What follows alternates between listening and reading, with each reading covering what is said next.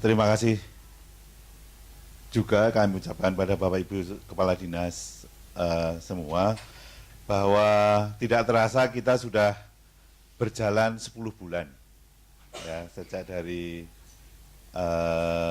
Desember sampai dengan bulan September ini. Sudah 10 bulan dan kita baru punya kesempatan untuk bertemu muka, bertatap muka bersama-sama pada kesempatan kali ini. Dan kami sangat berterima kasih karena dukungan Bapak Ibu selama ini untuk memperlancar berbagai macam kegiatan yang dilakukan oleh staf dinas maupun puskesmas di kabupaten kota masing-masing.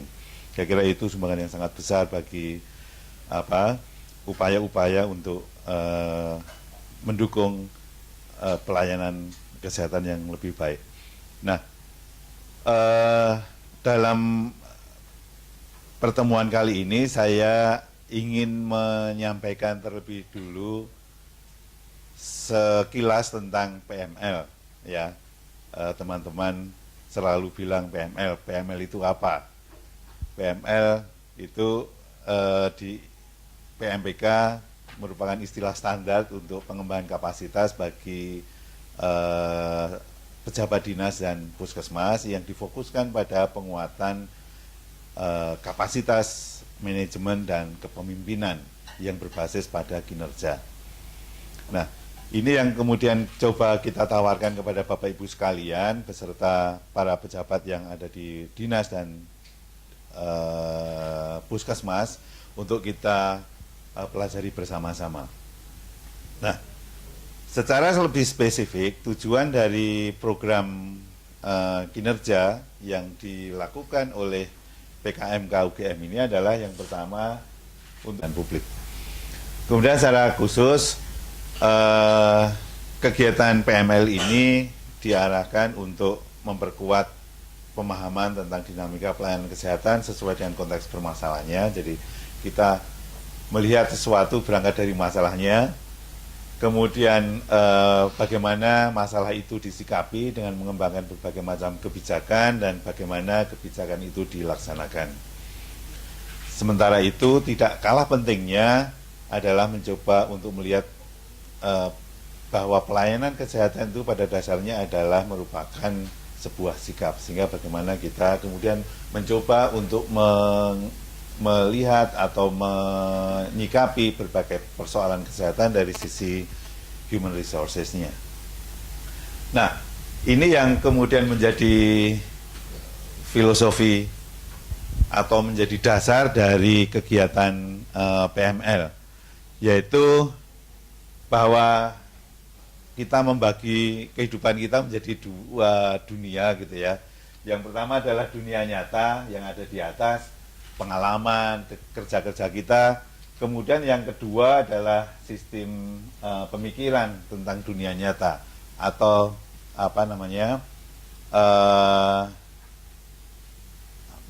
dunia teoritik. Nah, kita selama ini di dalam dunia nyata seringkali ketika ada masalah, kemudian kita mencoba menganalisis kenapa masalah itu terjadi, kemudian kita menetapkan apa yang harus dirubah dan melaksanakan apa yang menjadi keputusan itu. Jadi kita seringkali untuk menyelesaikan masalah lebih banyak ada di atas ini karena kita hidup di dunia nyata. Nah, sementara di PML ini kita ingin menawarkan sesuatu sebenarnya ketika kita menganalisis itu, kita melihat apa kata dunia refleksinya, apa kata teorinya, apa kata konsep-konsepnya tentang masalah-masalah yang kita analisis itu. Nah, di sini kita akan bicara masalah berbagai macam perspektif, berbagai macam pandangan, berbagai macam pendapat dari banyak ahli tentang permasalahan-permasalahan yang kita hadapi dalam kehidupan sehari-hari. Sehingga kita harapkan dengan berbagai macam perspektif, dengan berbagai macam teori, dengan berbagai macam pemahaman yang di luar dari biasanya, kita kemudian bisa menyelesaikan persoalan-persoalan ini dengan berbagai macam pilihan yang lebih banyak. Nah, kemudian kita bisa melakukan berbagai macam perubahan. Nah, saya kira kritik utama terhadap pendekatan kita adalah bahwa kita itu terlalu bertele-tele. Ya, terlalu bertele-tele. Kenapa? Kita kan biasanya hanya di atas ini nih, masalah selesaikan terus putar-putar. Kenapa harus diajak diskusi tentang masalah-masalah yang mungkin tidak tidak realistis atau tidak langsung menyentuh persoalan-persoalan, tetapi malah diajak bertamasya untuk melihat perspektif, melihat teori, melihat pengalaman-pengalaman dari tempat-tempat yang lain. Nah, ini yang kemudian menjadi kritik. Tetapi bahwa kita percaya bahwa dengan memahami dunia sistem pemikiran dari dunia yang nyata itu, kita memiliki alternatif-alternatif solusi yang lebih banyak lagi. Saya kira itu yang menjadi filosofinya, dan kita kemudian dalam aplikasinya kemudian kita mulai pengembangan kapasitas ini dengan berbagai macam diskusi. Diskusi kita ketika di awal kita lebih banyak berangkat dari studi kasus, ya, yang merefleksikan bagaimana persoalan-persoalan yang ada di dunia nyata. Kemudian kita mengembangkan bersama-sama dengan para pakar yang ada di UGM itu untuk bagaimana melihat berbagai macam persoalan-persoalan itu dalam konteks teoritik. Oleh karena itu kita menyediakan berbagai macam modul yang kita harapkan menjadi bahan bagi Bapak Ibu sekalian untuk memahami situasi yang ada di sini. Ada sekian banyak modul, ada modul dasar, ada 6, modul dasar tambahan ada 3. Kalau di jumlah itu kira-kira ada 22 modul itu, ya, yang dikembangkan untuk mengantisipasi kemungkinan-kemungkinan persoalan-persoalan yang mungkin bisa kita selesaikan dari situ. Kemudian setelah kita proses belajar selesai, proses memahami dunia nyata itu selesai, kita mengembangkan RTL.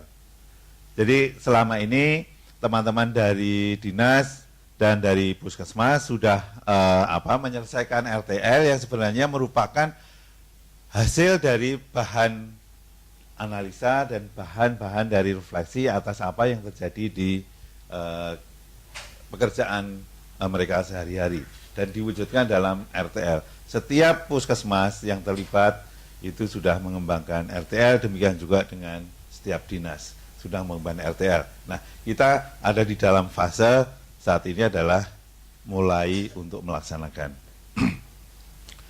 Beberapa seperti Mimika Senin kemarin sudah melakukan finalisasi RTL.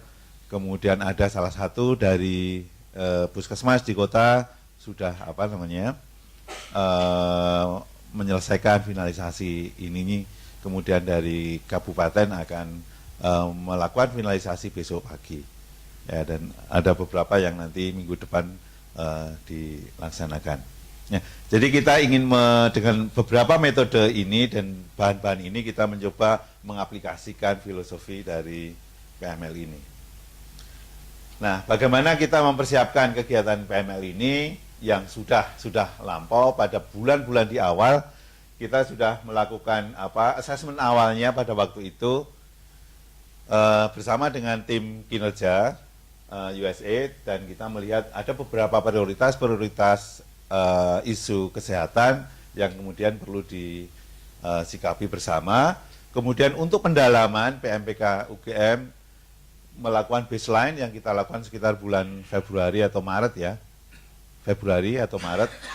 kita melakukan baseline assessment untuk melihat seberapa jauh kompetensi para pejabat struktural yang ada di masing-masing kabupaten. Kemudian juga melihat bagaimana hambatan masyarakat untuk mengakses layanan, ini bersama dengan kinerja. Kemudian yang lain adalah seberapa jauh sistem kesehatan itu diaplikasikan di dalam kegiatan sehari-hari. Kemudian yang lain yang tidak kalah pentingnya adalah masalah bagaimana persepsi tentang para pejabat atau staf dinas atau puskesmas tentang pekerjaan mereka. Nah, jadi karena kita tadi seperti saya sampaikan di awal bahwa tujuan ini juga membangun manusianya juga, sehingga perlu paham tentang bagaimana konteks sosial dan budaya dari staf puskesmas dan dinas yang berkaitan dengan masalah keorganisasian. Bukan budaya dalam arti budaya lokalnya, tetapi bagaimana budaya organisasi dipahami oleh teman-teman staf. Nah, kesehatan.net/Papua. Semua tidak hanya modul-modul, tetapi juga berbagai rekaman dari para narasumber yang mengantarkan materi, dan juga beberapa referensi lain bisa di-download di sini. Dan beberapa kali kita melakukan siaran langsung dari proses pembelajaran jarak jauh, sehingga kemudian bisa diakses oleh pihak-pihak yang ingin mengikuti pembelajaran ini. Nah, ini beberapa contoh RTL yang sudah dihasilkan di masing-masing kabupaten kota. Ini di PKM Jayapura, ini yang menjadi kesepakatan dari para staf puskesmas. Misalnya di Sentani ada perbaikan alur pelayanan, pembuatan SOP, perbaikan penataan ulang ruang tindakan, pembuatan bagan alur tiap layanan, dan seterusnya. Saya kira beberapa ini sudah disepakati dan kemudian akan dilaksanakan.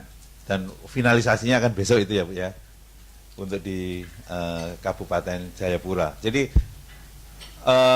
rencana tindak lanjut tidak semata-mata pada aspek pelayanan, tetapi juga pada aspek fisik juga. Ada pembuatan neon box misalnya, itu juga diusulkan oleh teman-teman PKM. Demikian juga untuk yang di Kota Jayapura, ini ada yang sifatnya sosialisasi untuk sebuah produk hukum, tetapi ada juga yang sifatnya fisik, misalnya melakukan pengecetan, penanaman toga, penataan alur pelayanan dan seterusnya. Demikian juga untuk Puskesmas Koya Barat misalnya menekankan pada masalah sosialisasi. Misalnya untuk di Jayawijaya ada beberapa kegiatan-kegiatan yang sangat lengkap di sini. Misalnya Home itu ingin mengintensifkan penyuluhan untuk HIV/AIDS-nya karena selama ini belum dilakukan dan pengen untuk diintensifkan. Kemudian ada konseling, ada lokmin bulanan karena sudah tidak pernah dilakukan, pengen dilakukan lagi dan seterusnya. Demikian juga di Hobikosi, ini ada memperbaiki kinerja SPM dengan melalui meningkatkan kehadiran staf, pembagian tugas di antar para staf dan seterusnya. Nah, ini yang mungkin nanti pada hari terakhir, pada hari Jumat, kita bisa mendiskusikan seberapa jauh kita bisa memberikan dukungan terhadap kegiatan-kegiatan yang direncanakan di masing-masing puskesmas ini. Ini untuk Kabupaten Mimika, masing-masing puskesmas juga sudah ada yang sifatnya fisik dan ada juga yang bersifat memperbaiki atau mengoptimalkan pelayanan. Nah, ini ada beberapa yang RTL untuk di Dinas Kesehatan. Misalnya di Dinas Kesehatan Jayawijaya itu membentuk forum koordinasi peduli kesehatan. Kemudian melakukan revitalisasi sistem manajemen penanggulangan penyakit AIDS, kemudian supervisi dan bimbingan teknis ke puskesmas itu akan diintensifkan. Di Dinkes Kabupaten Jayapura menyusun renstra, melakukan pertemuan lintas sektor, pembuatan papan data dan seterusnya. Di Dinas Mimika itu cukup banyak karena banyak kegiatan jangka panjang yang sebenarnya kemudian dimulai pada bulan-bulan ini, sehingga sangat banyak untuk dilakukan. Nah, jadi selain RTL jangka pendek ini, teman-teman juga melakukan menyusun rencana jangka menengah dan jangka panjang yang nantinya mungkin perlu kita lihat bersama pada waktunya untuk apakah ini masih relevan atau tidak relevan atau kemudian akan dimodifikasi. Nah, itu beberapa gambaran dari apa yang sudah dilakukan selama 10 bulan ini, dan dalam waktu 3 bulan lagi kita akan mengakhiri periode yang pertama dan kita akan masuk periode yang kedua, di mana periode yang kedua ini akan lebih diarahkan untuk mengintensifkan berbagai macam RTL yang sudah dihasilkan dalam proses pembelajaran selama beberapa bulan terakhir ini. Jadi penguatan terhadap implementasi RTL ini. Nah, untuk saat ini pertemuan kita akan memiliki beberapa tujuan. Tujuan yang pertama adalah mendiskusikan tentang kapasitas kepemimpinan dan manajemen kepala dinas. Ini ada keterampilan bidang ABC. Ini yang tadi misalnya yang A adalah masalah kepemimpinan, B masalah bagaimana kita mengelola berbagai macam perubahan, D yang C tadi adalah sudah didiskusikan oleh Pak Ibra, oleh Pak Agus tadi tentang masalah sisi bayang-bayang gitu dari kelembagaan dinas yang terutama pada aspek politiknya, bagaimana kita mengelola aspek politik itu. Kemudian kita mengeksplorasi juga bagaimana format konsultasi dan diskusi antara kepala dinas dengan tim PKMK, Pak Tejo, Pak Khairul, Bu Zainab, dan Pak Palti ke depan mau seperti apa formatnya dan bagaimana kita sampai pada kesepakatan-kesepakatan itu. Kemudian yang ketiga adalah memberikan update tentang perkembangan penyusunan RTL, dinas, dan puskesmas. Nah ini tadi yang saya sampaikan bagaimana kita memberikan dukungan untuk apa yang sudah disepakati oleh teman-teman yang ada di lapangan. Kemudian agenda dari 3 hari ini, yang pertama adalah kita akan diskusi kasus dalam arti bahwa berbagi pengalaman dari dari Bapak Ibu sekalian, juga berbagi pengalaman dari Pak Khairul dan Pak Tejo yang sudah beberapa kali ke sana dan mendampingi teman-teman dinas maupun puskesmas di dalam proses pembelajaran.